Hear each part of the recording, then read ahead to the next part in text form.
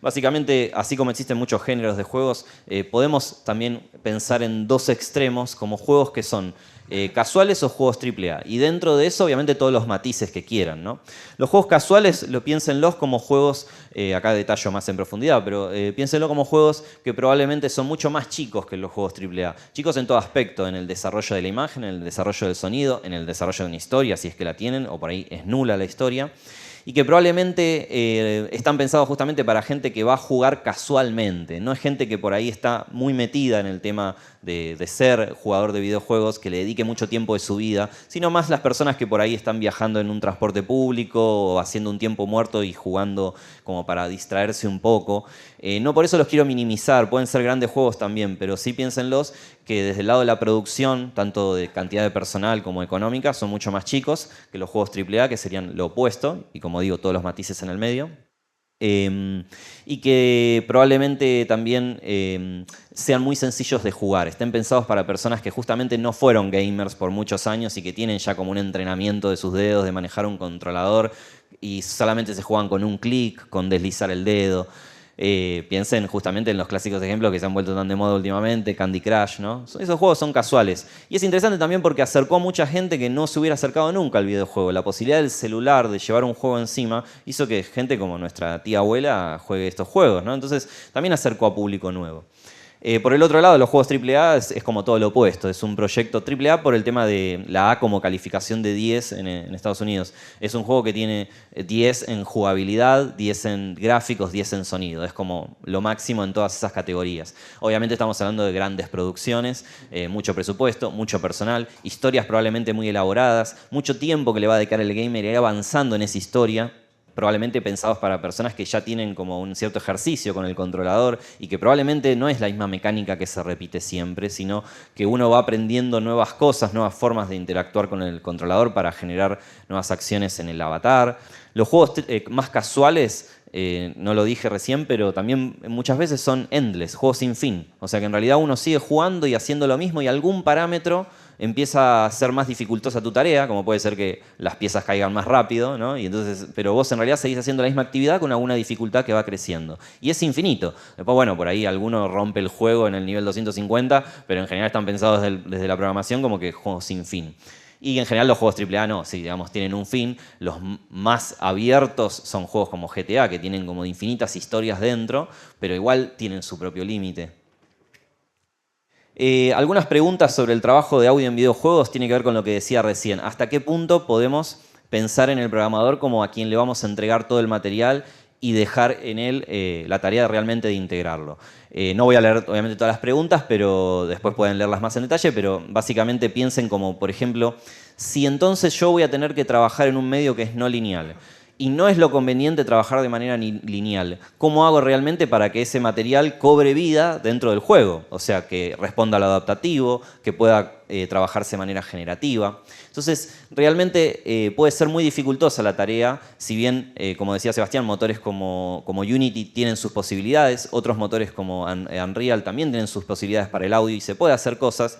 Probablemente muchas debamos caer en escribir líneas de código para poder generarlas. Lo cual genera también que nosotros como sonidistas o diseñadores de sonido o músicos a veces podamos sentir un poco de dificultad de llegar a aprender programación para poder hacer audio para videojuegos. En algún momento de mi vida pensé que iba a tener que hacerlo realmente porque los middleware, que son lo que vamos a hablar más adelante, puede uno descargárselo y probarlo, pero tienen también una licencia que paga en función de que el juego sea vendido y eso. Y recién hace unos años sacaron una posibilidad de tener que vos puedas difundir un juego sin necesidad de pagar, siempre y cuando tu empresa gane menos de tanto y siempre y cuando el juego no lo comercialices. Lo cual en esta era no parece algo tan extraño, ¿no? Ya vivir de vender discos no parece lo mejor, así que probablemente uno puede pensar en que el disco se baje gratis de una página y que si entra mucha gente te cobraré una publicidad, ¿no? Bueno, uno busca otras vueltas.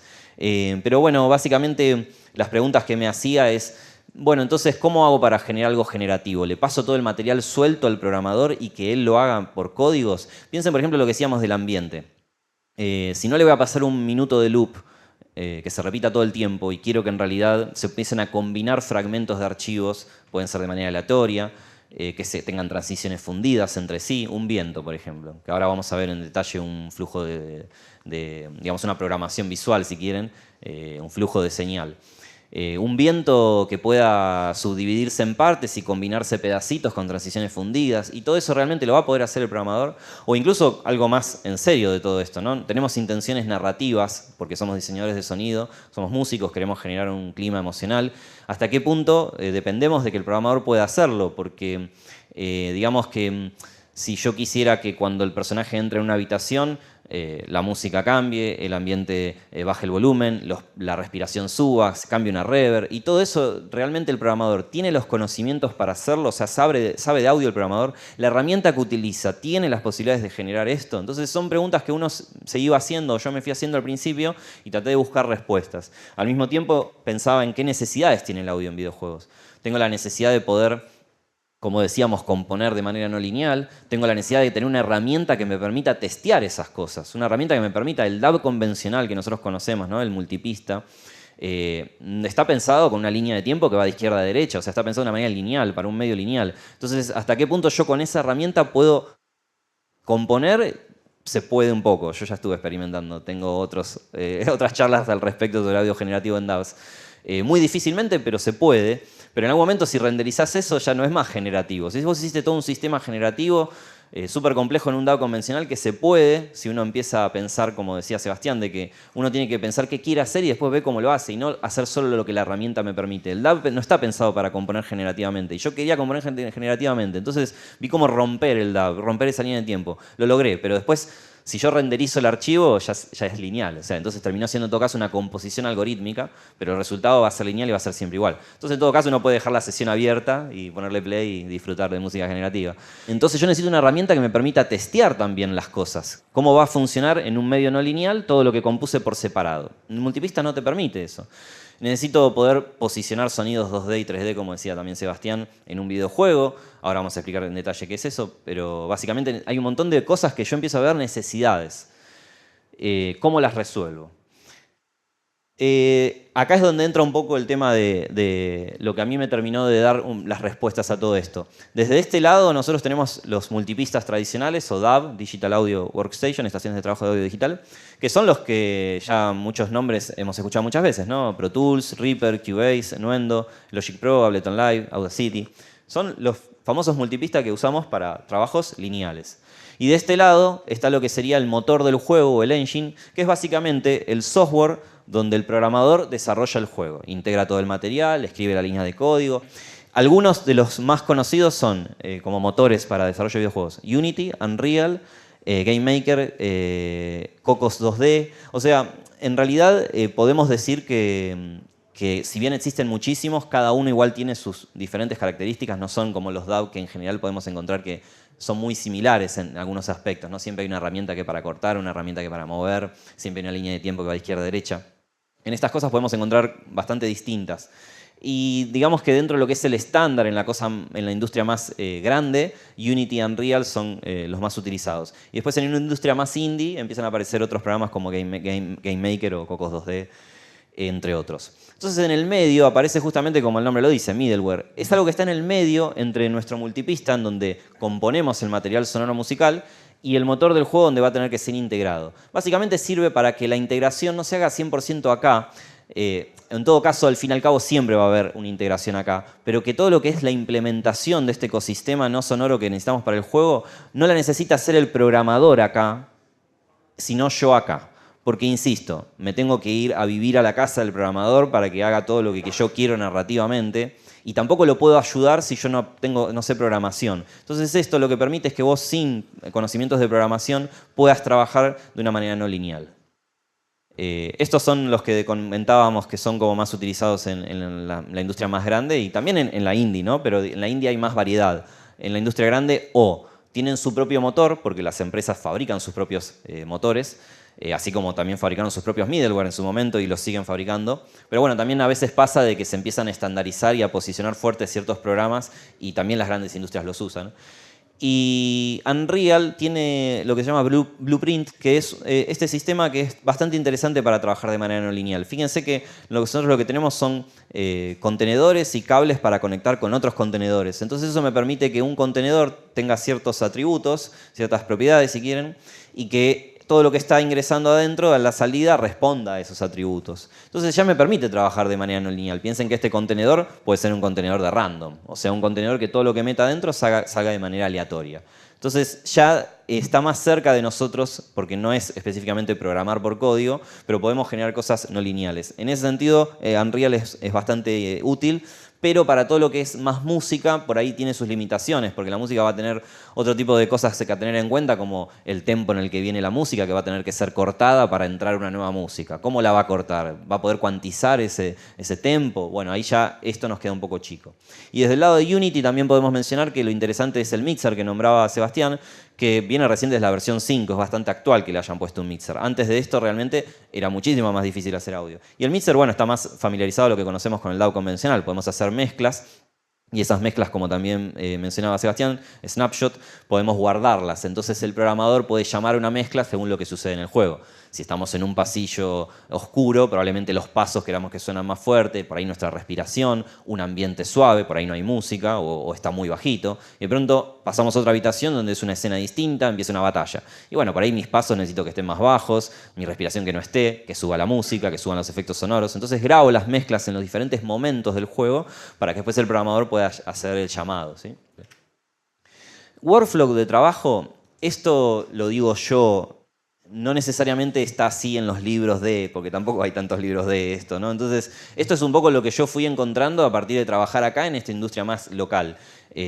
Probablemente en una industria afuera, como nos comentó en su momento, pueden leer la entrevista que le hicimos a Eduardo Weissman, muy interesante todo lo que nos pudo contar sobre una industria grande como la que es la de Ubisoft Toronto.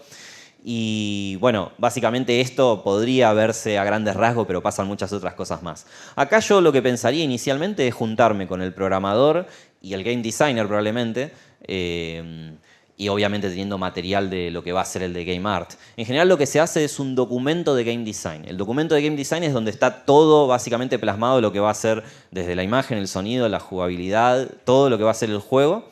Y básicamente con ese documento me juntaría con el programador y el game designer probablemente a primero hablar sobre todo lo que, algo básico, todo lo que debería sonar y cómo debería desencadenarse para que eso suene en el juego, ¿no?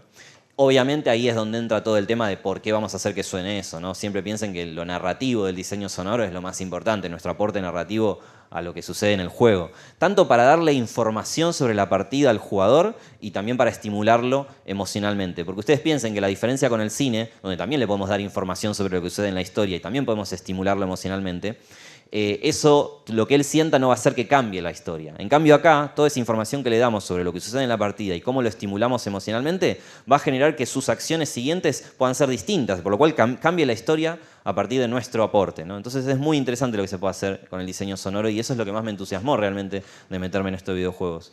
Armaría planillas en donde esté detallado todo esto que va a sonar y cómo es que se va a desencadenar en el juego. Ahora vamos a ir más en detalle ese cómo. Básicamente establecería lo que podrían ser eventos. Un evento, piénsenlo como cualquier situación dentro del juego que va a necesitar que algo pase con la banda sonora, ¿no? Banda sonora, hablo de diálogos, ambientes, música y efectos. Puede ser algo tan simple como apretar un botón y que tenga que sonar un sonido, y por ahí un evento es player-disparar.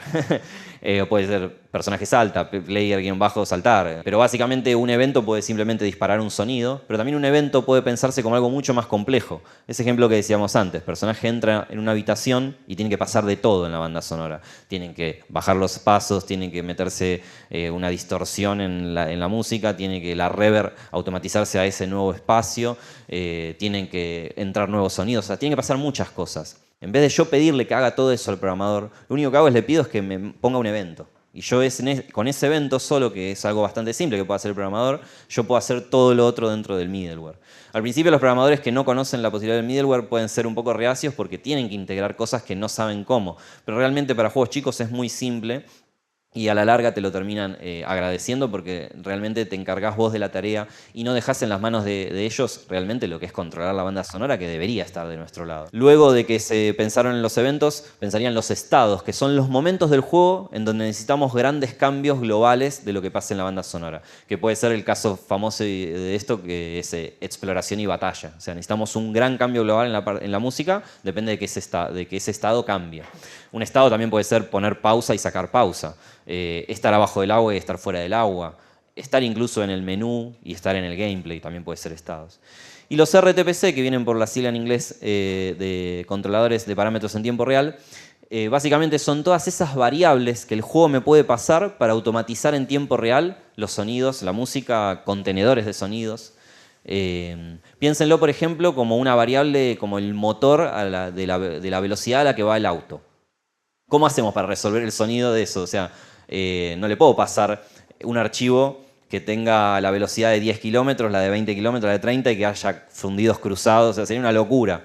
Lo que necesitamos es tener un único archivo de motor que pueda automatizar algún parámetro, como probablemente el pitch, para que cuando acelera el motor se suba el pitch y cuando desacelera el motor baje el pitch. Entonces, de esta manera, la variable que me pasa el juego me permite automatizar el sonido para que responda a lo que está sucediendo.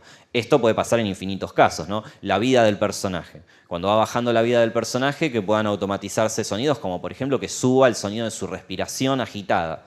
Y de paso, ahí contribuimos a lo narrativo, ¿no? No tenés que ni siquiera estar mirando el nivel de vida. Ya sabés que si empezás a escuchar la respiración agitada, cada vez más fuerte, cada vez más en una densidad cronométrica mayor en el tiempo, empieza a entrar más seguido la respiración, estás cada vez quedándote con menos energía. Y lo que estamos automatizando es el volumen de esa respiración, los silencios que hay entre medio entre respiración y respiración, para que, en función de la variable vida del personaje, para que respondan, ¿no? Esos son básicamente los RTPC. Y bueno, después lo que sería ideal es que, o por lo menos así es como se ha hecho mucho más sencilla la manera de trabajo para mí, es que yo trabaje creando en el middleware la sesión con todos los eventos, estados y RTPCs, incluso con sonidos no finales, pero por lo menos para que el programador pueda luego integrar en el juego todo este material de la sesión del middleware. Y que incluso por eso que tenga, aunque sea sonidos que no sean finales, para que pueda escuchar cómo va funcionando. Y básicamente me pase lo que es el build, que era lo que comentaba Sebastián. El build es, piénselo como un render de una película, sería en este caso un ejecutable del juego. Entonces yo el ejecutable del juego, si ya tengo metido todo lo que yo necesito de estados, RTPC y eventos, lo puedo en el middleware ya trabajar con el mismo ejecutable del juego, sin necesidad incluso de tener la sesión abierta del motor, aunque también podría tenerla y también podría trabajar así. Pero fíjense que se vuelve bastante dinámico. Yo tengo, así como tengo el montaje de la película, tengo el ejecutable del juego. Y tengo mi sesión del middleware para trabajar todo el ecosistema no lineal para trabajar con estas tres cosas: eventos, estados y RTPCs. Vamos a pensar un poco con el tema esto de lo generativo, ¿no? Esto que yo les decía a ustedes, incluso piénsenlo también por el lado de que por ahí no siempre van a trabajar con un middleware. Y a veces también hay que ir directamente al motor y cómo resolver este tipo de cosas. Entonces piensen, por ejemplo, que si yo tengo que pasarle pasos al programador, porque no voy a pasar por un middleware y va a ir directamente al motor, le tengo que pasar pasos. Bueno, ¿cuántos pasos le paso? Digamos? Esas fueron mis primeras preguntas. O sea, ¿cuántos pasos le tengo que pasar? ¿200? O sea, sería buenísimo porque hay más variedad. 2, por ahí sería poco y se sentiría monótono. Entonces ahí enseguida empezó a aparecer algo que no me pasaba en el cine. Nunca me pasó, por lo menos, que me dijeran a mí: mira, tu película, ya sea que termine en mono, 5.1, 7.1, no puede pesar más que tanto el archivo este de tu banda sonora, todo mezclado, las 200.000 pistas que tenés en tu sesión en una sola, no puede pensar más de tanto. Nunca escuché eso en el cine, digamos, ¿no? Pero en el videojuego sí, o sea, el almacenamiento es un problema, porque básicamente el juego, ¿para dónde va a ir a parar? Puede ir a parar para un celular, puede ir a parar para una PC, puede ir a parar para una consola sofisticada, digamos. Entonces cada lugar también va a tener ese tema del almacenamiento. Primero, si es algo físico, un CD, un DVD, un Blu-ray, bueno, todo el juego tiene que entrar ahí adentro, no te podés pasar de eso. Si va a ser para bajarse de internet, probablemente también esté ya definido desde el momento en que se está diseñando el juego, pensando en el público a que se dirigen, ¿no? Un juego para celular, por ahí que pese 5 GB, no se lo baja cualquiera. Y no sé si en cualquier celular vas a poder tener almacenamiento para un juego de 5 GB. Entonces, la gente dice las encuestas que no baja juegos de más de 50 MB. Entonces, si todo el juego tiene que estar en 50 MB, ¿cuánto va a haber para el audio? Digamos, eso puede ser definido por cada juego en función de la necesidad de más aporte del audio o no. Pero en general podemos hablar de que un 10% nos llega a nosotros. O sea que el 10% de 50 MB son 5 MB. Recuerdan que en audio digital, ¿no? 44.100 Hz de frecuencia de muestreo, 16 bits, un minuto de audio monofónico, no estéreo, son 5 megas. O sea que solamente puedo poner un minuto de audio en todo un juego para celular, Bueno, obviamente que ese juego es para PC, puede pesar más y ya dependerá de cómo lo distribuimos, si tiene un mecanismo físico, como decíamos, CD, DVD, Blu-ray, o se baja de internet y la gente está más tiempo bajándolo. Entonces, ¿cuántos pasos le paso? Le paso 200, buenísimo, va a haber más variedad, pero ya no me queda lugar para poner más nada en el juego. Entonces, le paso 2, bueno, voy a tener más lugar, pero puede ser monótono. Entonces, ahí es donde entra la posibilidad de empezar a pensar algo que para mí es realmente la resolución mágica que encontró mi cabeza expresada en una frase sobre el audio en videojuegos. Es la subdivisión de material para que pueda ser recombinado en función de dar más variedad. Entonces, cada cosa hay que pensar subdividirla, porque eso permite que se pueda recombinar y generar más variedad sin necesidad de tener más almacenamiento. Piensen, por ejemplo, en esto, algo tan simple como los pasos. Puedo separar lo que sería tacón y punta, aunque Seba me dice que a tacón no decimos acá en Argentina. Por ahí porque mi mujer es de Colombia, entonces yo escucho tacón alguna vez. Pero bueno, taco y punta si quieren. Lo dividimos en dos partes. Un paso en general es esto, ¿no? Está como el tema de taco, punta. Entonces, si nosotros dividimos eso a la mitad, en almacenamiento no tengo más, porque es el mismo tamaño del archivo. Pero lo divido en dos partes y solamente con 4 pasos podría tener 4 tacos por un lado y 4 puntas por el otro y que puedan combinarse indistintamente. Por ejemplo, tacón 1 con la punta 1 o con la punta 2 o con la 3 o con la 4. Entonces eso ya me da que teniendo dos posibilidades, ¿no? Lo que sería, digamos, dos grupos, lo que sería tacón y punta, y 4 posibilidades en cada uno, 2 por 2, 4 por 2, 8 por 2, 16 pasos. O sea, logré 16 pasos con el mismo almacenamiento que tendría en 4. Entonces, esa es un poco la lógica que hay que pensar un poco en videojuegos, inevitablemente por el tema del almacenamiento, ¿no? Entonces, esto podría ser un sistema generativo de pasos que lo vamos a ver en este caso como con un flujo de señal, pero es una manera muy cómoda de entender de cómo poder componer de manera no lineal. No necesariamente los middleware los van a ver así. Esto es más parecido al blueprint que veíamos de Unreal, ¿no? No necesariamente lo van a ver así, pero la lógica es esta. Entonces, por ejemplo, yo puedo tener un contenedor que es de random. Significa que a la salida elige aleatoriamente lo que tenemos dentro del contenedor. El atributo que tiene el contenedor es ser de respuesta aleatoria. Tenemos también el contenedor de random de las puntas, que van a mezclarse en un contenedor que llamémoslo secuencia. O sea, significa que hay un orden específico. ¿Por qué? Porque yo necesito que primero siempre suene el tacón y después siempre suene la punta. Entonces necesito un orden específico. Primero tacón y después punta. Entonces en la salida tengo conformado el paso con todas las posibilidades de combinar estos 4 tacos con estas 4 puntas. Si quieren, ¿por qué no? Empecemos a pensar que también ese contenedor puede tener la posibilidad de tener un random de filtro, un random de pitch, un random de volumen. Y piensen de nuevo esto, pedírselo al programador. O sea, pasarle por separado los tacos y las puntas y pedirle que el programador genere que cada vez que colisiona el pie en el suelo, en vez de llamar a un evento que yo en un middleware haga todo esto, él haga que se combinen los tacones, las puntas, que le dé un random de pitch, un random de filtro. Por ahí no son tantas líneas de código. Pero empecemos a pensar que yo dije 4 pasos. ¿Pero 4 pasos para qué? Para una superficie. Tenemos arena, tenemos concreto, tenemos varios personajes con diferentes calzados. Empieza a ser un montón de cantidad de pasos que necesitamos para un juego. Lo mismo piénsenlo con los efectos sonoros. El personaje salta. O sea, esto por ejemplo podría ser algo para un personaje saltando. Distintos sonidos de Bush, como se lo denomina, estos sonidos tipo ¿no? En un contenedor de random, también si quieren con el random de filtro, de pitch y de volumen, ¿no? Un random de onomatopeyas, por ejemplo, ¿no? Un random de movimientos de ropa. Entonces, combinar esto, fíjense que tenemos 3 grupos y 3 archivos en cada uno. Eso da 3 por 3, 9 por 3, 27 posibilidades, con estos archivos de audio separados, que es mucho mejor que tener 3 en almacenamiento. Todo esto debe ser lo mismo que tener 3 saltos o 4 saltos, si tengo 27. Y si encima pensamos en realidad que con el random de filtro, de pitch y de volumen, para cada una de estas cosas, ya piensen que esto es infinito el número, ¿sí? Piénsenlo entonces ahora con el tema de los diálogos. Los efectos sonoros, todo. Paso, salto, disparo, todo hay que pensarlo también de esta manera. Los diálogos. Hacemos que, depende del juego, esto va a ser más necesario, digamos, grabar mucha más cantidad de diálogos o no, depende del juego. Pero piensen en algo extremista, un juego de deportes. Necesitamos que el tipo locutor grabe para después integrar en el juego. ¿Cuántas frases? Infinitas cosas pueden pasar en un juego. Y además piensen que en realidad sí, personaje, Messi, patea al arco, gol. Tengo que grabar esa frase. Después tengo que grabar Messi, patea al arco, ataja al arquero. Messi, patea al arco. Realmente es mucho material de audio imposible. Entonces también hay que pensar en la subdivisión y la recombinación. Podemos pensar, por ejemplo, en jugador, acción y resultado. Combinar, obviamente esto el actor va a tener que grabarlo de una manera que eso sea combinable y es mucho más complejo que lo que estoy planteando acá. Pero es para que tengan una idea de en realidad cómo se debería laburar en videojuegos. Fíjense que, por ejemplo, podría ser algo así. Cada una de estas acciones en realidad de disparar a un montón de contenedores. Esta también de tira centro, bueno, se pasó, llegó al área. O sea, cada una de estas posibilidades de acción tendría un montón de posibilidades de resultados. Entonces empezamos a combinar y de alguna manera se forma un diálogo. Ambientes, otro tema complejo para hablar. Esta podría ser una manera muy sencilla de resolver un ambiente que de alguna manera también optimicemos el tema de la cantidad de material y la variedad que va a dar. Porque básicamente estos son algo en la balanza que hay muchas más cosas para pensar en la balanza, pero estas por lo menos son las primeras que tenemos que pensar. Que el juego sea monótono, tenga poco material de audio y que entre en el almacenamiento, o que el juego tenga más variedad de audio pero no nos entre en el almacenamiento. O sea, ¿y qué hago? Digamos, bueno, probablemente tenga que pensar entonces en el middleware como la posibilidad de que con poco material pueda generar más variación.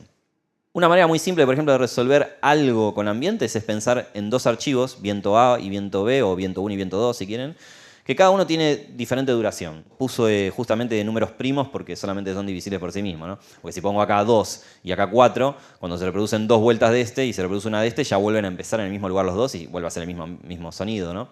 Misma combinación de mezcla. Entonces, si esto tiene 7 y esto tiene 13, en almacenamiento tengo 21 segundos, ¿sí? Pero en realidad, si este está en loop infinito y este está en loop infinito, realmente siempre van a ir un poco desfasados y la mezcla no va a ser exactamente igual, por lo menos hasta que multiplicamos 7 por 13, que da 91. O sea que a los 91 segundos vuelve a coincidir el inicio de uno y el inicio del otro, por lo cual vamos a volver a escuchar los mismos 91 segundos. Pero en todo caso, fíjense que ganamos 91 menos 21, ganamos 70 segundos para el almacenamiento para aprovechar en otra cosa. Esto sería una manera muy fácil de resolverlo y que la podríamos hacer simplemente pasándole los dos archivos de viento 1 y viento 2 al programador y que él los ponga en loop y no pasamos ni siquiera por un middleware. Pero bueno, si queremos pensar algo más complejo del desarrollo de un ambiente, ya hacerlo con el programador del motor probablemente sea complejo por línea de código, pensando en el middleware, puedo fragmentar el viento A y fragmentar el viento B, si quieren uno C también.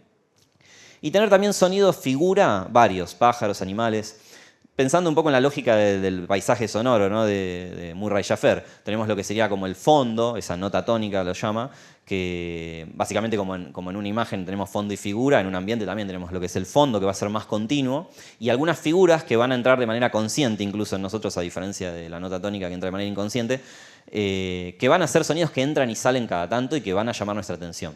Entonces, pensando en esos sonidos sueltos que podemos tener, lo que más necesitaríamos es que puedan entrar cada tiempos aleatorios. Entonces ahí es donde es muy útil pensar en un silencio virtual. En vez de tener un archivo de silencio que va a tener almacenamiento, en un middleware podemos pensar en un silencio que se crea virtualmente, o sea que realmente no es un silencio real y no tiene peso. Pero a mí me permite posibilidades como esto. Piensen que, por ejemplo, los fragmentos de viento 1 y viento 2 están en un contenedor de random cada uno. Eso significa que todos los fragmentos del viento A se van a combinar de manera aleatoria y además con un fundido cruzado, ¿no? Para que no sea sino que haga que empiece a fundir un poco esos pequeños pedacitos de viento para tener un viento que en realidad, por más que dure 13 segundos, ya acá la salida va a ser siempre distinto. Incluso si tengo un random de filtro, de pitch y de volumen también, ¿no? Si encima lo combino en el eje vertical con otro viento haciendo la misma lógica, bueno, ya la salida ya tengo un viento bastante distinto siempre, infinitamente distinto siempre, con muy poco almacenamiento en realidad. Y incluso acá podemos pensar en lo que sean los sonidos figura, ¿no? Yo metí en una secuencia, o sea, un orden específico, no random, un orden específico, que primero va a sonar el archivo de silencio virtual y después el sonido figura, que incluso acá mandé un random como para tener unas ráfagas de viento o sonidos de pájaros, animales, si fuera un ambiente de bosque, por ejemplo, ¿no? Entonces, ¿qué significa? Que acá la salida va a estar primero el silencio y después la figura. Eso significa que como el silencio tiene un random de duración, yo no sé ni qué ni cuándo voy a tener el sonido figura. No sé cuándo porque el silencio tiene una duración random, entre un mínimo y un máximo obviamente, y no sé qué porque también tengo un montón de sonidos figura en random. O sea que en la salida no sé qué ni cuándo van a sonar esos sonidos figura sobre lo que sería el fondo del ambiente, ¿no? Esto, insisto, ya es más complejo para hacerlo en un motor y necesitaríamos ya el middleware.